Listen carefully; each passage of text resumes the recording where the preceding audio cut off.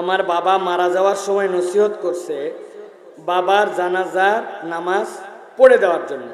এখন কিভাবে পড়ব বা পড়া লাগবে যদি একটু বুঝায় বলেন। মানে আপনার প্রশ্ন হচ্ছে আপনার পিতা ওসিয়ত করছে তিনি মারা গেলে আপনি জানাজা পড়াবেন, তাই তো? প্রিয় ভাইয়েরা, খুব কঠিন একটা বিষয়।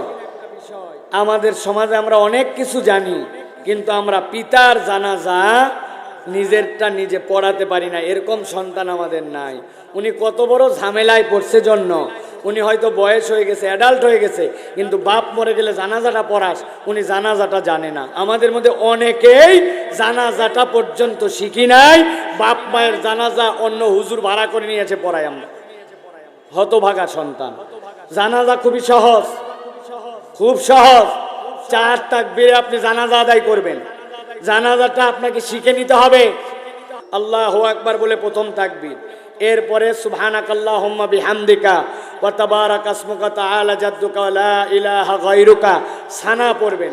এরপরে আমাদের ইমাম আবু হানিফা ছাড়া অন্যান্য ইমামদের কাছে সূরা ফাতিহা পড়ার কথাও বলা হয়েছে। কেউ যদি পড়ে সূরা ফাতিহা পড়বেন, আর না হলে প্রথম তাকবীরের পরে সানা পড়বেন। দ্বিতীয় তাকবীর, এই তাকবীরের পরে আল্লাহর নবীর প্রতি দরুদ শরীফ পড়বেন।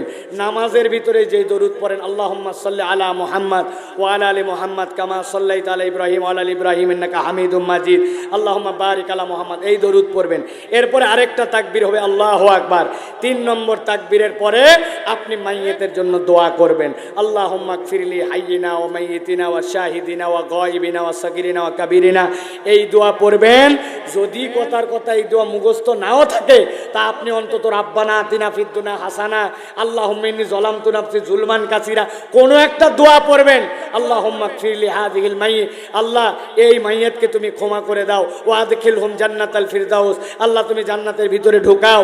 যদি কথার কথা মুসলমান তো আমরা, আমাদের চেয়ে দুর্ভাগ্য তো আর কারো নাই যে জানাজার দোয়া মুখস্থ নাই। আহারে কি দুর্ভাগ্য! যদি নাও থাকে বাংলায় পড়েন অন্তত, আল্লাহ ছোটদেরকে মাফ করো, বড়দেরকে মাফ করো, এই মাইয়াতকে মাফ করো। এইটুক পরে হলেও আপনার বাপের ওসিয়তটা আদায় করে দেওয়ার চেষ্টা করেন। আর মেহেরবানি করে মাদ্রাসায় যে হুজুরদের কাছে জেনে জানাজার নামাজটা শিখেন। দুর্ভাগ্য, আপনি যেরকম কারো কারো জানাজার পিছিয়ে এসে দাঁড়ায় গেছেন আর কিচ্ছুই বলেন না, চুপচাপ পিছনে আছেন। আপনার জানাজাতেও এরকম অসংখ্য লোক হয়তো এসে যেতে পারে যারা এরকম চুপ করে থাকবে, কোনো দোয়া করবে না। চুপ করে থাকলে জানাজায় কোনো লাভ নাই। জানাজা মানে দোয়া, অতএব এই দোয়া যদি আপনি পড়েন, আল্লাহর কাছে আপনি যেরকম রিওয়ার্ড পাবেন, ওই লোকটাও ক্ষমা পাবে।